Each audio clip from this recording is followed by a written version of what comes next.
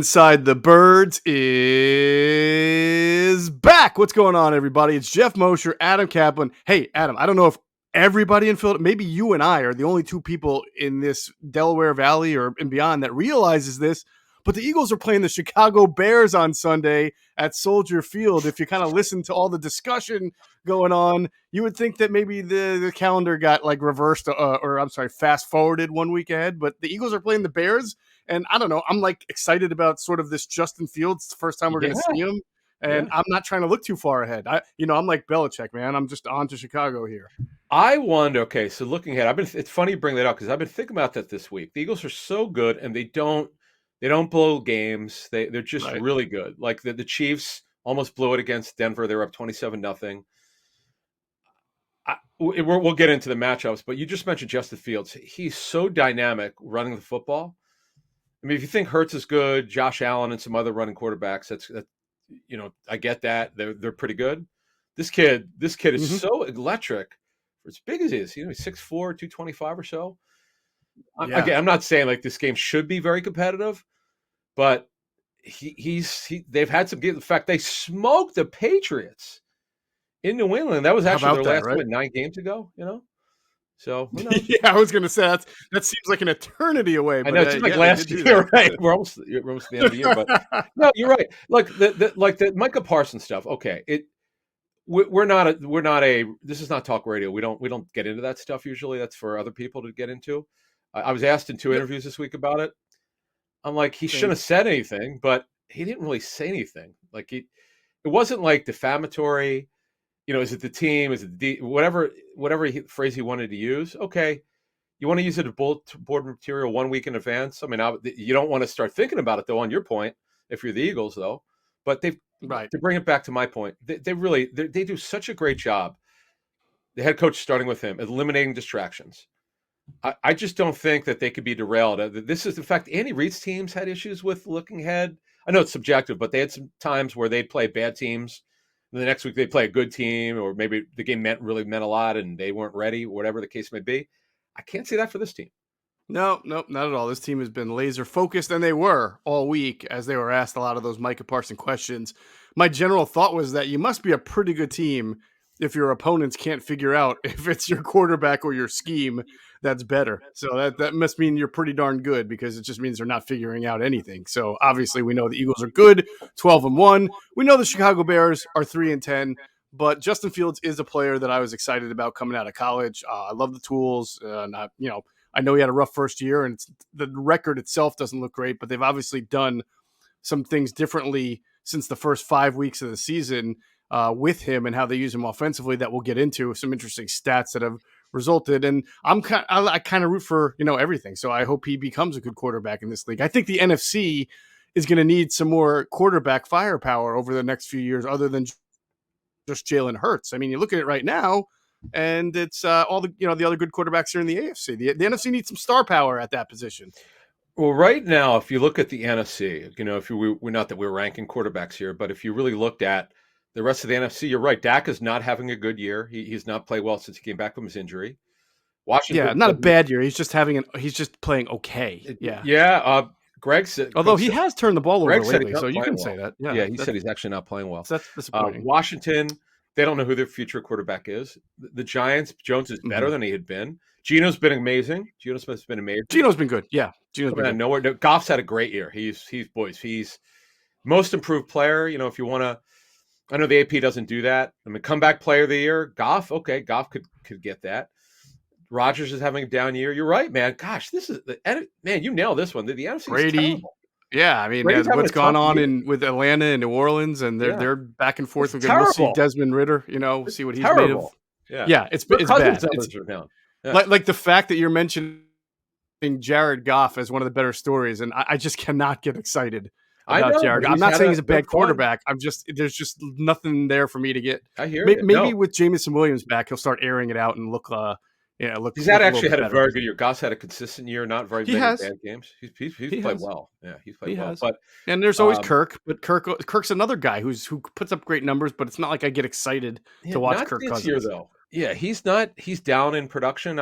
It was weird. Like he got off to a good start. Mm-hmm. And they were heavy 11 personnel. They're going to more 12. I don't know what it's because of Hawkinson, but Mhm. who knows? But you're right. No, you nailed it. Hurts is like the king of the crop, or the Yeah. whatever the crop Right now, quarterback yeah. here. Yeah. Yeah. And we'll now again we're not ranking the king of the crop for the 32 teams here. I mean it's you got Josh Allen, Mahomes. You're right. I mean Lamar's having a down year. Right. But look, it's been an interesting ride here, and I like you. I can't wait to see what the Eagles have planned for Fields in this game. Yes. Yes, definitely. We'll get into that in this show. And of course, we'll get into it again on Sunday morning, 10 a.m. live. We'll be at Rivers Casino and Sportsbook. Myself, Adam, Jason Avant, Greg Cosell. Should be a fun show for Jason Avant, a Chicago native. That's right. Always has some opinions on Chicago and the Bears and Soldier Field. So we'll get into him and and of course, him being a Michigan guy and Justin Fields being an Ohio State guy. That'll be fun to go with him. And of course, after the show, the ITB postgame live will kick off. It'll be myself, Adam, and Trey Thomas, usually around 4:30. We'll see what time that game wraps up. We try to get on about 10 to 20 minutes after the end of the game. Make sure you're checking out Q&A. They had a really good show this week, as they always do. A lot of all 22 breakdown, more all 22 breakdown than they've done in the past. And I know that looking at some of the comments, the viewers appreciated that. So it was good stuff on both Jalen Hurts and also on Miles Sanders. Good stuff there. Please continue to subscribe to us on Patreon, patreon.com/InsideTheBirds. Adam had a great chat on Discord with our Patreon subscribers on Wednesday night from 8 to 8:30, as he does every week. And we will be continuing our Chalk Talk series in January. We got a former NFL general manager who Actually, will be this on month, board yeah, with us. this month, yeah. Actually, it'll be later this Is it month. this month? Oh, man, I was thinking January. All right, that's Yeah, right. no. Yeah, It's you're right.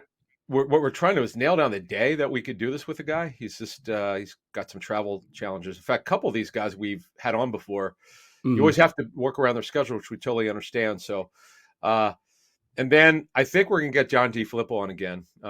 He's a coach now in the USFL, but what he had suggested to me, and we both agree this would be awesome, is to now when we talked about it, we didn't know the Eagles would not like lose a game since then.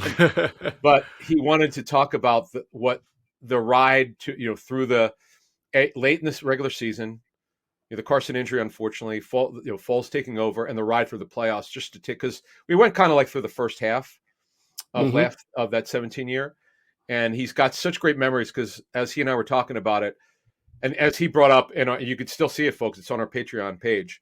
You can only watch it there because through our agreement, we're not allowed to put it on YouTube. So if you're a subscriber, you could see it. John brought up stuff he had never talked about before, and I never heard before in that Mhm. year. So it's really cool. Absolutely. Again, that's patreon.com/inside the birds, and we'll have you updated as soon as we can on our next shows. All right. There are some transactions to get to, obviously, before we do the breakdown of the game. The biggest one, Adam, which we've been saying this was very likely to happen, that Dallas Goedert was going to be able to be activated into the 21-day window as soon as the week started on Wednesday. They did that. They activated him. They will have to put him on the 53-man roster, which will probably be a forthcoming move. And then, do they have a spot open? I They forget do. now. They Yep, they do. do. Yeah. Yeah. So It's he'll just slide right in. Yep, that would be the 53. Yeah, they have 52 guys on there. He'll be the 53rd, and barring some setback, I mean, it's I put him in the probable department to be activated by 4 p.m. Eastern off of IR. If he's not, then it'll be the following week. In fact, he told the media almost 3 weeks ago. He's like, I feel pretty good. I'm getting the sling off. It's like 2.5 weeks ago. Yeah. So anyway, things are looking good. As you always say, according to Hoyle, it's going according to Hoyle. I mean, they've Yeah. timed this stuff out really well. Putting these instead of it's interesting. Like some of these, they could have maybe waited to see if it would be 3 or 4 weeks, but they've timed it out. Every single one, it's timed perfectly. The guy's Right. playing available. If the guy once they get to the 5th week, they activate him by Saturday, and the guy plays. There you go. Now, as far as injuries are concerned, they're still going to be without C.D. Gardner-Johnson, the safety. I think this is game 3 without him, game 2 without Robert Quinn, game 1 without Aaron Sipos, and I think that's it for IR, if I'm not mistaken. Correct? Yeah, and Sipos we won't see. Sipos. He can't return technically till the playoffs. If he returns at all, he has to miss the 4 games, which would be Right. weeks these 15, 16, 17, 18. So Yeah, look, I know we had some people ask or reach out on Twitter just to explain practice squad. A team can't just sign a player off the practice squad. The player has to want to go there. Right. Anthony Rush, I believe, actually had the rare free agent visit when you're on another team's practice squad. These happens a couple times per season. The reason why they're Yep. allowed is the league looks at practice squad players as half a free agent because you Mm-hmm. can negotiate with the agent who's got that player on that team that he's currently on. Hey, if another team called for, like, for instance, if another team called for Brett Kern, they actually, because he's on the practice squad, they could call the agent and say, hey, listen, we want your player. What's it going to take? But here's the reason why Brett Kern wouldn't do it. He wants to win a Super Bowl. That's why he's here. I know that's an absolute fact. Mm-hmm. Why he jumped at the chance, though we had reported that Buffalo offered him a chance to sign early in the season. I don't know the reason why he didn't, but I know this. As it turned out, he might have made a really good choice. Who knows? Serendipity, it's pretty good. There you go. That's true. All right. So most of the other guys who are on the injury report or had some question marks about injury seem all right. Quez Watkins has been practicing even with the shoulder. Lane Johnson, they kind of labeled him as rest and abdomen, which makes me think that he'll be all right. And he would have gotten a He'll rest play. day anyway on Yeah. Thursday. Landon Dickerson, left guard. This is a new one. He had a back this week, but he also was under the rest label along with back as well. So it sounds like they're just trying to ease up on him, and I imagine he should be able to play. Yep. Sean Bradley is still sort of a question mark, I believe, because he's been Correct. limited. So, Yep. yeah. Kyron Johnson And will then, play. Yeah, mhm. Kyron Johnson will play with his shoulder injury. He Yeah, took. the big one's Reed Blankenship. He's He still is in out. Yeah. practice. He won't play.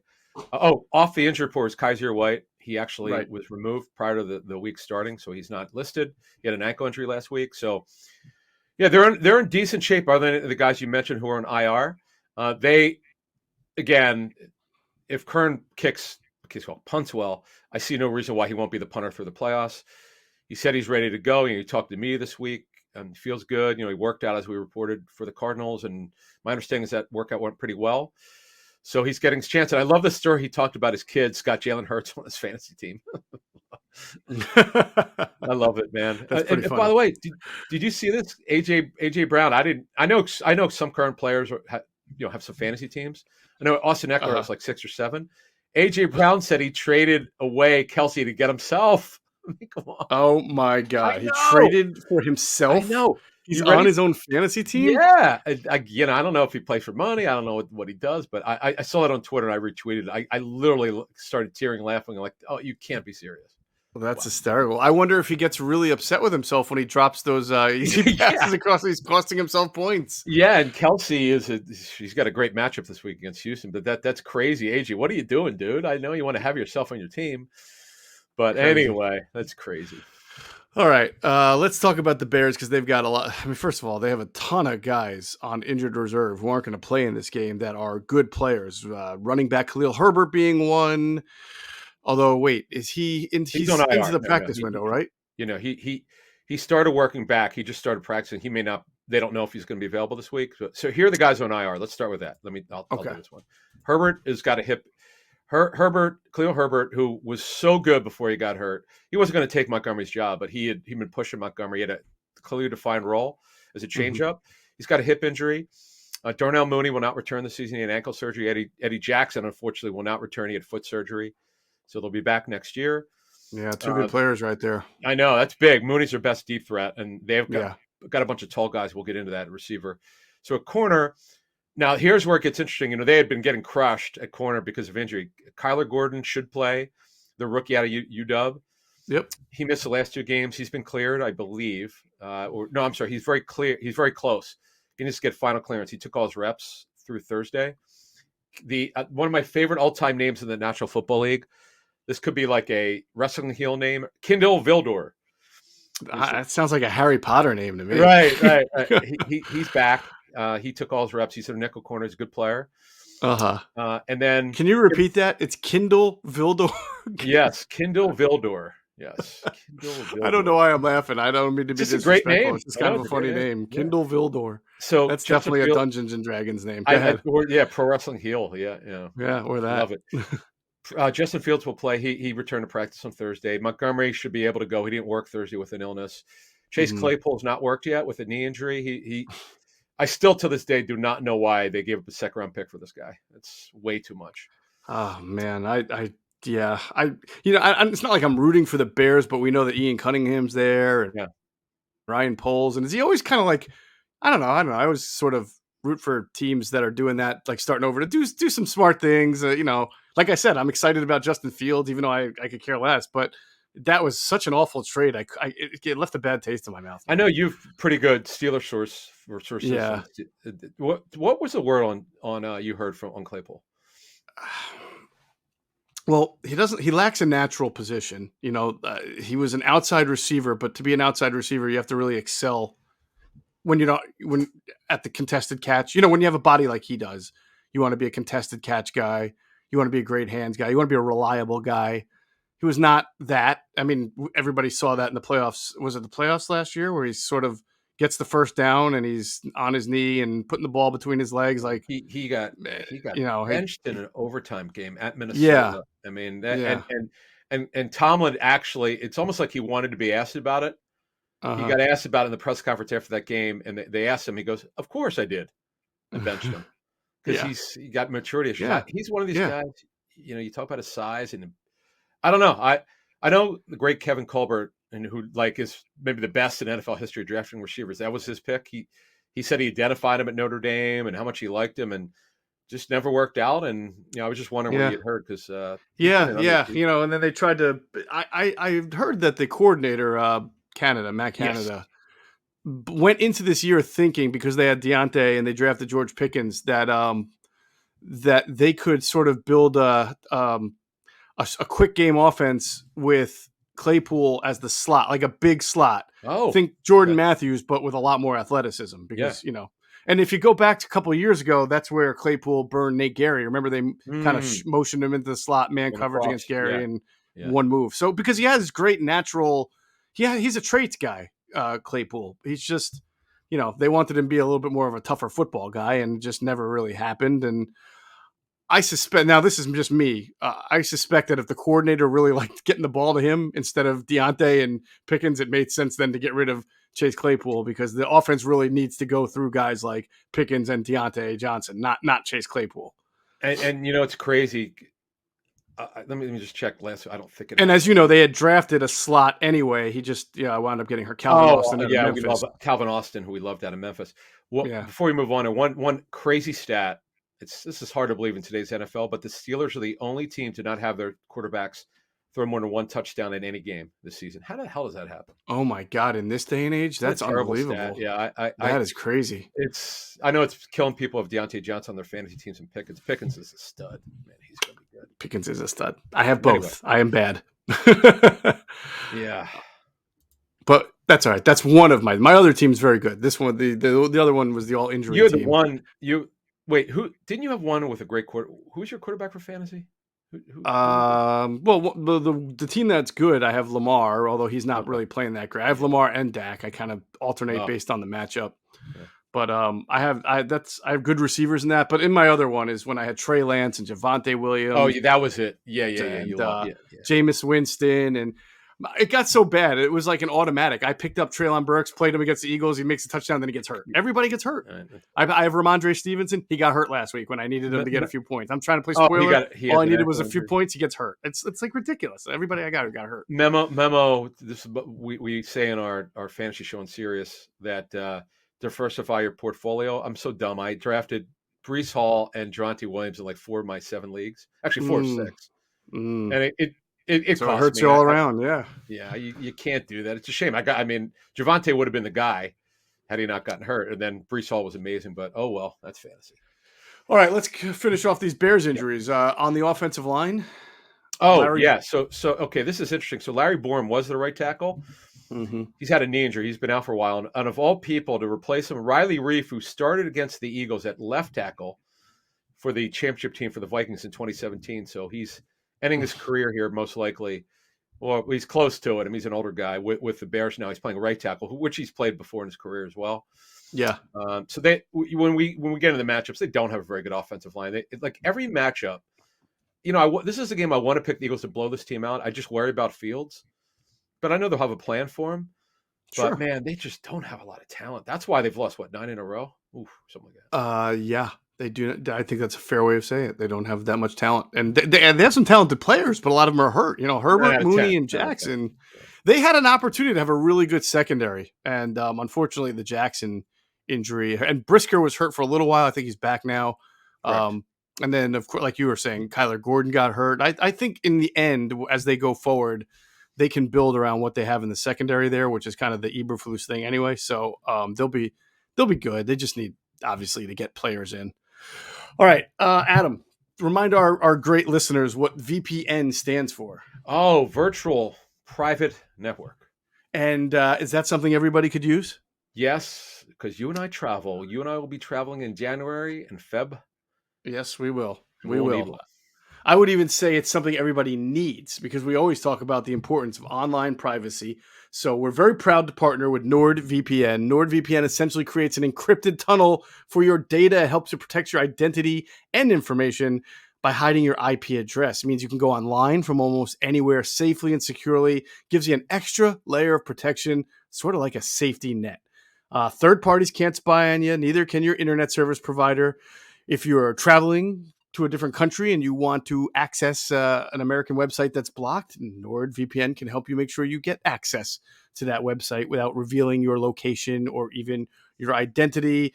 Helps protect you against malware, allows you to use public Wi-Fi without having your information stolen, helps you avoid unlawful government surveillance. So, listen, everybody wants a safety net. Everybody wants to be able to use Wi-Fi in public and different places and not feel like they're getting spied on. So NordVPN can help you, whether you're a freelance journalist, a gamer, a traveler, a student, a Gamers. business Oh, yeah. person out and out. Oh, Oh yeah, especially the gamers, man. oh. They got to get their games in.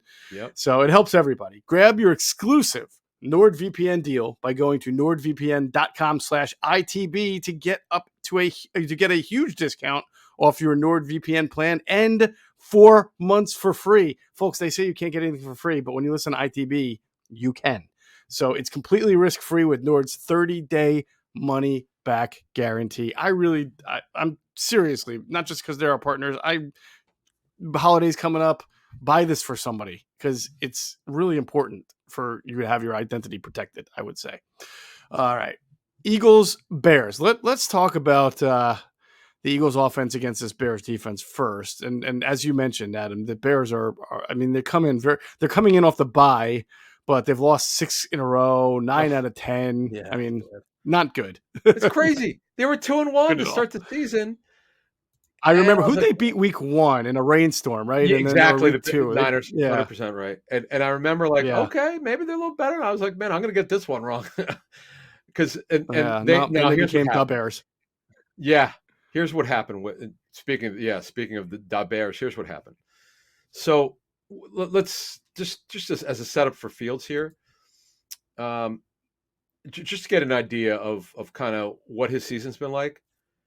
They will not let him throw the football. Week 2 against Green Bay, they were like, "You're not throwing the football. We don't think you're ready yet." Mm-hmm. So they're down 14 points with 6 minutes left, and I remember like, oh well, they're just gonna have to throw to get back at the game. They would not let him throw.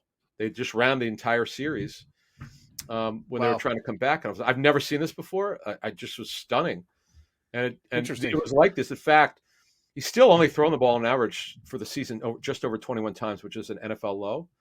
But lately, they're letting him throw, and we'll get more into that in the matchups. But it's just when you talk about Fields, yeah, there's a lot of gifts here, man. I get it. They think he needs a lot of work. That's fine. I mean, you got to trust his coaching staff. And this is again, he's learning the West Coast system, but a different one. The one that Matt Nagy ran as Andy Reid's one. This one is different. It's not quite the same as the Green Bay one that they're running. So it's the language is the same. But he's got to learn the way that they call it. All right, something we're going to talk about on the pregame show is sort of the Eagles, what they like to do at the start of a game. We've been talking about this. Last week, they faced the Giants, who had a very bad run defense, but the Eagles did not come out running. They came out throwing because the Giants also had a depleted secondary. Well, you look at the Bears, right? They have a bad run defense, but while their pass defense is better, it's been, I guess, 204 per game last 3 games. I don't know if you consider it average, good, bad, but it can be beaten, I would say. Yeah. And Obviously, if they don't have, we'll see with Kyler Gordon and everything. But I would anticipate that the Eagles are not going to deviate from their philosophy of let's try to jump on teams from the start and put the ball in Again, the air. the Eagles, if the staff has the druthers, they want to throw the ball, not run it in the first half. That's really the way analytically this organization has been for, gosh, since Jeffrey Lurie and Joe Banner came in. This is what analytics tells you. When you go back to the 60s, the teams that throw the ball way more than they run it in the first half win a majority of the time. I've seen the numbers. I couldn't believe it when I saw it. There was exceptions to anything. Like the Packer game, because the Packers literally said, we're not tackling anybody. Okay. That's, the way it is. But you take what the defense gives you, or you think you can get with your talent level. That's the other thing, is they are so like we talk about Fields and they're not letting him throw the football. Hurts, they have such a confidence in this player. We'll see what happens when we get to the playoffs. If they have to play the Niners, who have a great defense. Right now, they have the best defense in the National Football League, but they don't seem to worry about who the defense is. Or like you said, we're going to come out throwing, mix the run in, get the big lead, and then we're going to take the air out of the football in the third quarter. Let's mix in a couple throws if they have to on third down, but that's their blueprint, and nobody's stopping them. It'll be interesting to see how the Bears want to cover this passing attack and this running attack. Now, Matt Eberflus, the first-year coach for the Bears, came over from Indianapolis. He has his roots in the cover two. When he was with Dallas as the defensive coordinator, it was much more of a pure cover two. When he went to Indianapolis, it started that way, and then he sort of got out of it a little bit. I mean, which is good. I think he was just trying to change up what he did and adjust to his personnel. I'm not. I don't know if you have the intel on if the Bears play mostly cover two or just They're alternate between. Yeah, that's what we can say is that they're heavy zone. heavy. There's going to be a safety deep, and there should be opportunities when you face this style of defense and team to welcome back Dallas Goedert with a lot of nice passes. Listen, I really think the biggest thing is you might see the rebirth of the tight end screen as long as Goddard's really good to go and healthy. But there will be some opportunities to get him underneath as they normally do when they attack zones with him. Yeah, zone beaters are cover two, cover three, or tight ends. It's been like that forever. I would expect that to happen this game. Now I'm with you. I see this as a Goddard game. The weather will be very cold in the 20s. You could always throw as long as you grip the football. You can throw in 20s. It's just the wind. The wind is not too bad. It could always change. But there's not going to be any precipitation in the game at all, unless it. I'm kind of mad about that. Yeah, 2% chance. So yeah, we'll be clear there. But now here's the thing: the Packers have not given up a lot. The Bears have not given a lot of production up to tight ends. It's because they haven't played anybody. Right. They haven't really faced any tight ends. I mean, they missed Hawkinson. He was traded when they played the Lions the last. The Dolphins don't use Gesicki at all. Right. I think Schultz scored. Wait, can you repeat that? Can you repeat what you just said about the Dolphins? They don't use Mike Gesicki at all. They mean their franchise player? Yeah, I was going to follow up saying, who did they put the franchise tag on? I know. Isn't that a joke? Isn't that how? Did they not know? Like, I don't understand. And he can't block. Right. And didn't they know that when Mike McDaniel came? I don't understand it. Exactly, 100%.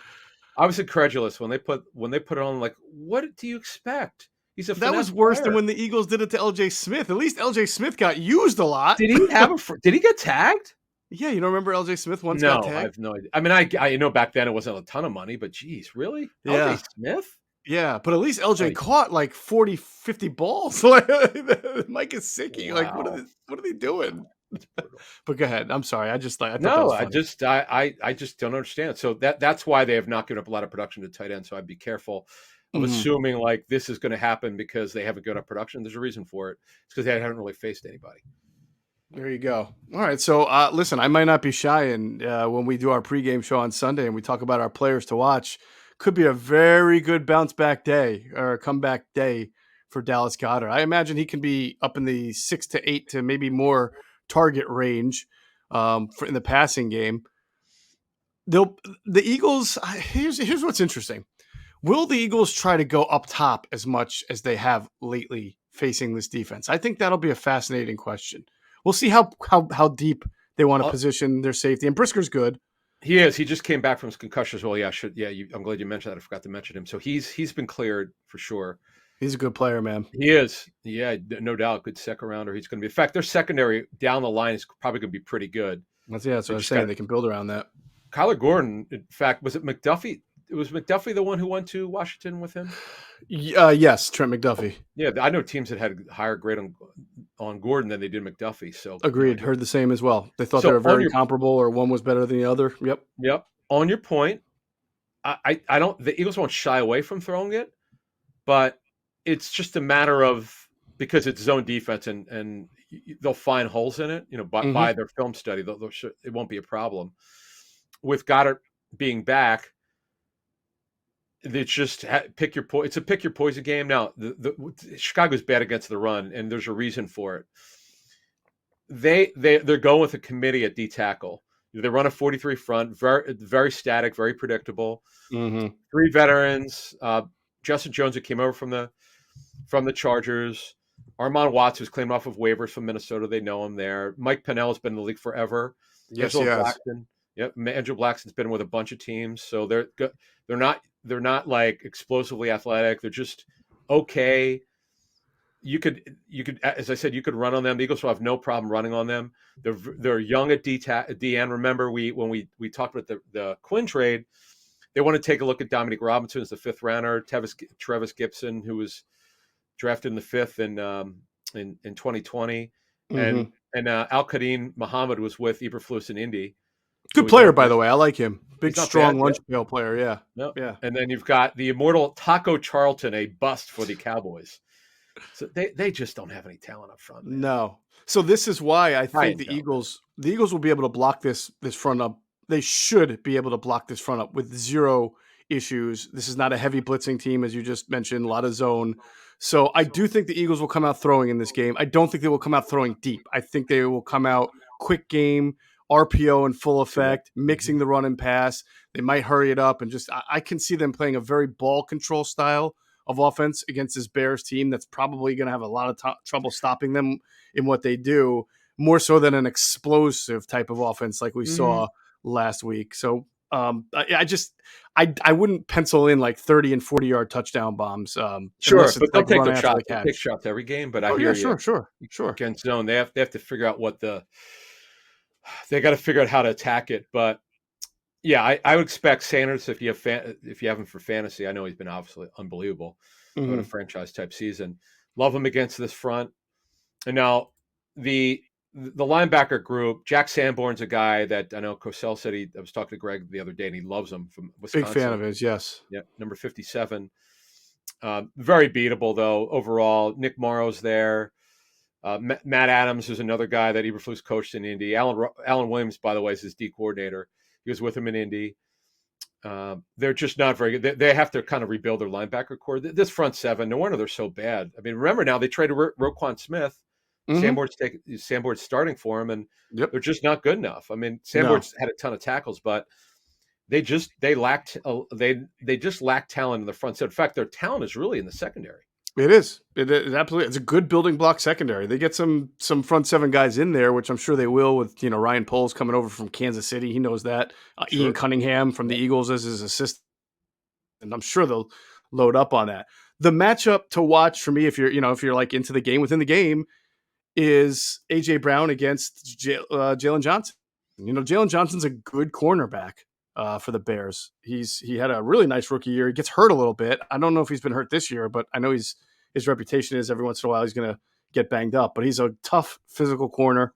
I think he went to Utah, which is known for producing tough physical corners, and that should be a pretty fun matchup. We talked to him 2 years ago. Yeah, that's right. We had him on. That's right. We had him on our show. Guy. Super nice Very guy. good. He remember he told us about the shoulder because he had it surgically repaired. He was explaining Right. kind of his shoulder issues that he had in his career. You're right. He's missed time, not so much this year, but in previous years. But yeah. So it's just a matter of because they're young and talented, but they don't have a lot of experience. Pick your poison. They play side, so it's they're not going to travel. So how are you going to do it? Right. They'll find matchups to do it, but I agree with you. I think the intermediate game against zone that's where you're going to get it with Goddard, AJ Brown on crossers. I'd like to see the bang 8 plays. They don't run a lot of them like Tennessee did. The 3-step, 5-step, and AJ crosses the middle. They're not doing a ton of them. We'll see. Occasionally they do a little, but they don't. They're just not doing as much as I thought they would do.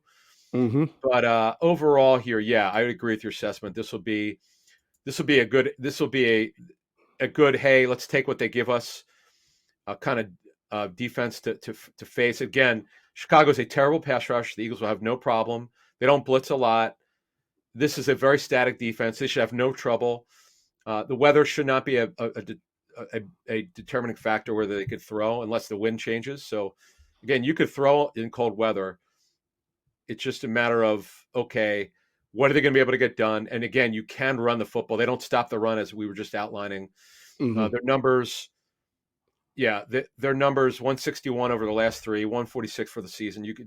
They're a bottom 10 run defense, and the Eagles will score points here. I don't worry about it. I'm with you on that. All right, let's flip it and talk about the Eagles' defense against the Bears' offense. Before we do that, I want to tell you about our friends at Ocean Casino. Go to get your game on at the Gallery Bar Booking Games in Ocean Casino Resort this football season. Cheers your favorite drinks while cheering your favorite team. Get in on a parlay while in the middle of a party. Go for the sports scene and go for the endless screens. Go to the Gallery. Go to Ocean. Go for the win. For more information, visit theoceanac.com. Must be 21 or older. Gambling problem? Call 1-800-GAMBLER. All right. So I wanted to ask you this. Do you see any similarity in what the Bears sort of did offensively after the first 5 weeks of the season to how the Eagles changed up their identity last year after the first 6 weeks, where It's they sort of allowed the quarterback more running room and shifted their philosophy on what they wanted to do? they letting them throw a little bit more fields. That's why I set it up earlier, 15 minutes ago, just talking about um, Fields' numbers, and then we rolled into the Eagles' offense with Hurts. How they're Right. it's interesting. It just, this kid is so gifted. There's a reason why he was a first round pick. I mean, he's got enormous arm strength. He runs like a gazelle, man. He's very unique running style, sidewinder, explosive, way more. Daniel Jones runs very fast in straight line, but he's not as shifty like this kid. And he Mm-hmm. he eats up ground. I mean, he's just super explosive. To me, it's real simple. Whatever the game plan is, I don't know that you could shut him down, but to not let him, if it's to play mush rush, which means you don't rush the passer, you play your lanes. This is what the Eagles did against Michael Vick in the '05 championship game. Jim Mm-hmm. Johnson came up with that scheme to not let Vick run. Whatever you have to do it. Do not get out of your lane. However, they've set this thing up to stop this kid. Because honestly, the receivers now, they have the tallest group of receivers in the National Football League. This was on purpose. They were in on him. Told MVS Marquez Valdez Scantling. Mm-hmm. Luke Getsy was with him in Green Bay, the Bears OC. But once they found out how much he wanted, they were out. I don't even think they made an offer. They just checked into it. Uh-huh. But man, it's Claypool, as you mentioned, EQ St. Brown, Amon-Ra's brother. Dante Pettis, a former second rounder with the Niners, who's bounced around. N'Keal Harry, look how big these receivers are. N'Keal Harry, who's 6'2", 6'3". Yeah. Byron Pringle, 6'1". Velus Jones, third round out of Tennessee, is an older player. He actually turns 26 as a rookie. He turns 26 in May. Cosell liked him. Yeah, a lot. I know. He had a fumble. I think that was a game against Washington. Then they benched him. Mm-hmm. He's just not a factor, but they don't have that dependable pass. Now, obviously, Mooney being out for the season hurts them, but they Mm-hmm. don't have that go-to guy at receiver. No, they really don't. So that's why it's pretty much all on Justin Fields' shoulders. Do you know Justin has 21 of the team's 30 touchdowns? He's either thrown or run for that's 70% of the team's Is that right? touchdowns. Holy smokes! I mean, Jalen Hurts, who's up there also, is only at like Yeah. 60%. So that just shows you how much more that Fields is doing. That's unbelievable. Wow, I didn't know. That's an Yeah. awesome number. That puts it in proper perspective. Although Montgomery's had a decent season, they're running back. Yeah. Montgomery's a grinder. That's why if they can get Herbert back, he'll really help them. Their pass pros now. See, here's the thing. As it was explained to me, more than half of the sacks are on Fields. Because he's still not sure where to go with the football, and that's why he bails and runs the ball a lot. In fact, he's averaging 10.6 attempts per game, Mhm. 7.1 yards per carry. He's been sacked 40 times, folks. 40 times. That's rough. That's not acceptable, and unfortunately, more than half are on him. Yeah. They're going with a kid, Braxton Jones at left tackle, who's a rookie. He's a fifth rounder. Tevin Jenkins, they knew it would not work out of tackle, so they moved him into guard. He's not terrible. Mustapher's their center. Cody Whitehair's a guard who could play center. They're below average. This is a game the O-line should eat. If you thought they ate last week, we outlined it, our show on Wednesday morning about how the Eagles absolutely annihilated, destroyed, and embarrassed the Giants' offensive line. I don't even think this Bears line is as good as the Giants, and that's saying something. So, no, that is saying eat. something. They should eat in this game. So to your point, so for the first 5 games, Adam, Fields was averaging about 40 rushing yards on 7 attempts a game. That's not a whole lot, 7 for 40. True. Since then, he averages over 10 rushes and over 100 rushing yards a game. So, and that has actually helped him in the passing. As you can imagine, it opens up what you can do from a passing. His passer rating since week 5 is 91.9, which is pretty good. It started off in the 60s. Yep. I believe. Actually, I have it right here. More accurate. No, he's been more accurate. Yeah, it went from 73.1 to 99. His completion percentage went from, it was a 55.7 first 5 games, and in the last 7 or 8, whatever it is to get you to 13, has been up over. It's I got it right here, 65%. So that's pretty good. Good. And the Bears have actually scored the 11th most points in the league in the last 7 games. So I mean, they're giving up a ton of points. That's because that's all they can do is score points. Yeah. They're behind. They're running the ball with the quarterback. It's not pretty, but obviously this is a Justin Fields operation, and if you can stop him and force him into bad throws or contain, you're going to give up big runs. That's just going to happen. But if you can contain him in the red zone, I imagine that's where you wind up, on defense, making your way and stopping the Bears' offense. Just whatever, again, to finish this off, whatever their game plan is to try to contain him. I mean, you're not going to stop him most likely, but just you don't want to get the because he's had some back-breaking runs this year. I mean, it's just you don't want to do that. You don't want to let that happen. So I'm very interested to see what they're going to come up with here. It's going to be interesting. Imagine being one of the most sacked quarterbacks in the league, going up against a team that this year has its second most sacks through 13 games in team history. Oh my God, is that right? Yeah, dude. Last week. I know people are like saying, "Man, you really thought the Eagles were great last week." Some people were commenting about the stuff we were talking about in the show. I was just in awe of the tape. I just could not understand. I know the Giants are very well coached. I'm not criticizing their coaches. It was like tee off time for the defensive line. I mean, it's like anyone who wanted to pressure, they were able to get pressures. I don't know what the total quarterback pressures were. It seemed like they had 30 in the game, which it was just ridiculous. Yeah, it's been unbelievable. They've been on a sack parade for the last 5 or 6 weeks. Pressure. And I mean, that's why we're impressed, is because we're watching coaches put players in good positions to succeed. It's not just happening by throwing the guys out on the field. Reddick moves around. We said in the beginning of the year, this is not a stagnant type of guy. You've got to move around. They're twisting him. They're stunting him, right? We're seeing Josh Sweat continue to develop even 5-6 years now into his career. We are seeing guys like Grant Calcaterra, a rookie. I mean, we talked about this in the Doug Peterson era. Rookies were not developing. They are now. Marcus Epps. It's really, I find it enjoyable to watch. We went a couple of years there with the team winning, but not really. You could tell they were not headed in the right direction. Those 18, 19, and obviously 20, they bottomed out. I mean, at this point, could you find a player who's really not developing? No. I can't think of one. I was actually trying to think of someone who I thought is not, other than Kevon Wallace. But sometimes guys are just not going to do it. You can't make everybody better.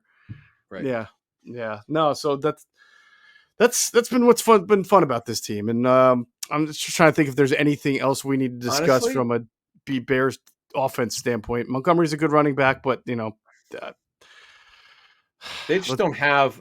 Just one thing though, on your point, the reason why this team is so good and their depth is so good because all these young kids are improving. We don't know much about Juergens yet. We haven't really talked about him. We know that he's raw because he's only played offensive line for a couple of years, but right. Driscoll is still decent. Covey is really coming on as a punt returner. You look at the younger players. You mentioned Calcaterra certainly is. Unfortunately, Tyree Jackson's come back from an injury, so he's still got a ways to go. Gainwell's definitely improving. He's played well lately. He's starting to become the player they thought he was.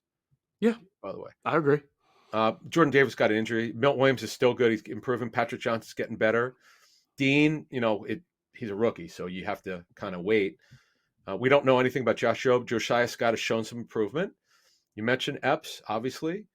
Kaiser White, this is probably the best he's ever played. He's always been a tackling machine, but he's making impact plays. TJ Edwards, hello, home run. It's really enjoyable to watch. I mean, whether you're a media or a fan, I mean, it's just nice to see talent develop. All right, so the one last guy I would point out is Cole Kmet. He's a pretty good tight end, and I feel like he has improved over the last 5 or 6 weeks as Justin Fields has been improving himself. So so Cole Kmet. Here's the deal with Cole Kmet. His athletic numbers were really good coming into the draft, but if you watch him play, he's a little bit stiff, a little bit robotic. He got off to a very slow start, as you said. It was actually, they were obviously because the quarterback was struggling, but he had a streak of touchdowns, and a lot of times he's uncovered. He's had a couple big plays because what happens, they were looking for Mooney, trying to shut Mooney down, and he'd get open. Now Mooney's out for the season, and they've got the big tall receivers, but he's gotten open. No, I'm glad you mentioned him. I forgot about him. He is definitely a guy who's going to be involved because they just don't get much out of their other receivers. So the Eagles have to keep an eye on them. Now, the Eagles have done well against tight ends because, again, like the Bears, if you really look at who have the Eagles really faced who are good tight ends, really not very many. I mean, I'm going for this. No, they haven't faced any of the top flight tight ends that I can remember. Hockenson, week one. Tunyon just hasn't been. He hasn't done anything. Yeah, he hasn't done anything. No. Dalton Schultz was hurt, I think, when they played him. I think he did play. He just wasn't. It just wasn't.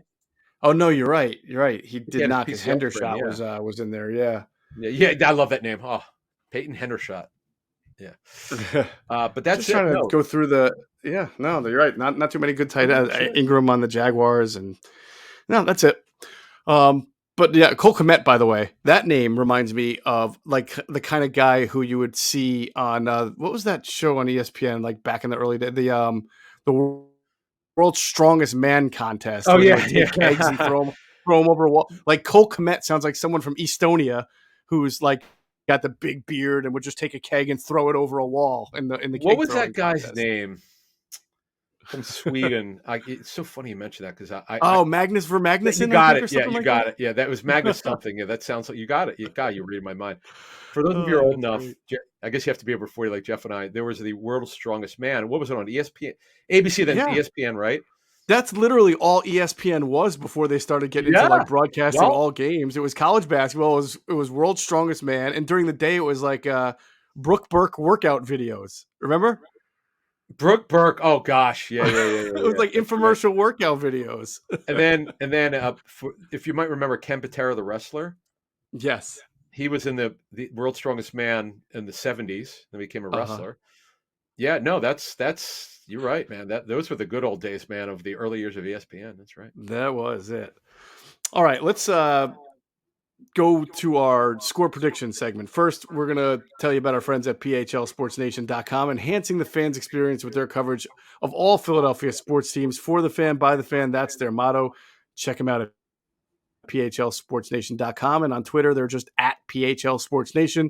We'll pause real quick for another word from our great sponsors, including our friends at Sky Motor Cars.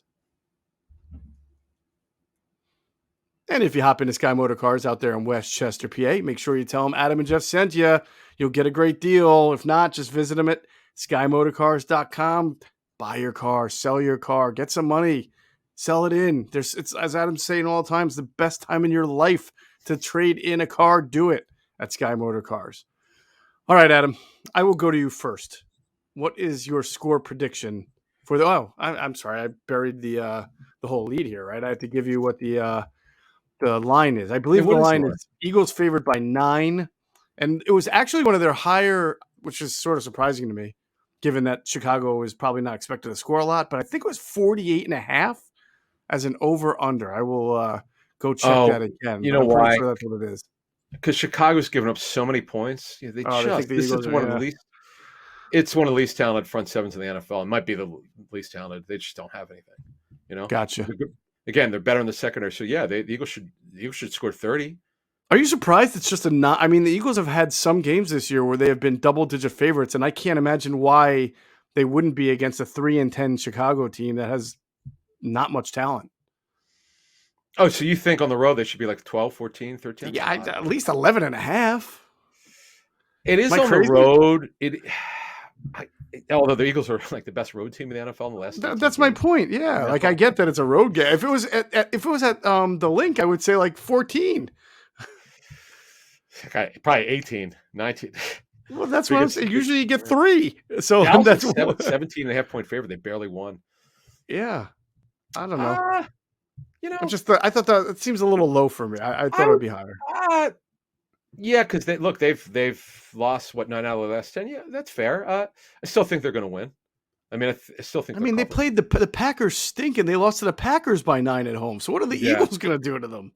yeah, I still think I'm with you. No, I do think they'll cover that. We'll get into the score. They have played some good teams tougher at home. You are right. They lost to the Dolphins by 3, 35-32. They lost to the Lions by 1, They 31-30 at they home. That was a great game. I actually watched that game. Yeah, I remember that one. I'm going to say this game was probably not a great game. The one they played against the Commanders and lost 12-7. That was a Oh, Monday that night was game that when Sunday night Wentz or Monday. I remember watching that Wentz got game. hurt. It was God. a terrible game. Oh, Oh, it was yet another bad primetime game. Yep, yep. that was a Thursday. You're right. Oh God, I'm having like PTSD just thinking about that. And Oh, palpitations. yeah, yeah. Sorry. But anyway, so what do you think the score is going to be? I've got it. Eagles 33, Bears 17. Eagles I'm actually going 33, over. Bears 17. That's quite the cover. Yep, I'm going over. Yeah, and you're going over. I pick it I'm right. under every time, and I've been wrong like 5. I've gotten the team right winning, but I've gotten the under wrong like last like 6 weeks. Well, I think you're probably going to be closer to being right. I got 38-16 Eagles. So Oh, I okay. think it's going to be Wow. quite the blowout as well. Yeah. And we will see and watch it. They'll win by like 6 or something like that. And I'll look like an idiot. But either way, I see the Eagles being able to move the ball very easily, a lot of ball control. I think the most Chicago can do, they can maybe get up and down the field, but I don't think they'll be able to score touchdowns, maybe get a couple of field goals and, maybe one touchdown because Fields broke one or Montgomery did, and that's it. I'm going to be interested before we get out of here to see. Okay, so do they blitz? We know the Eagles don't blitz very much. Do they just play coverage? Oh, Because I what you wouldn't. want to, Yeah, I was gonna say blitzing Fields. I mean that almost I seems wouldn't like do it. Yeah, I wouldn't why do it. would you? Yeah. But he does tend to turn the ball over. Hmm. So you just want to make him hold on the football because he'll either bail.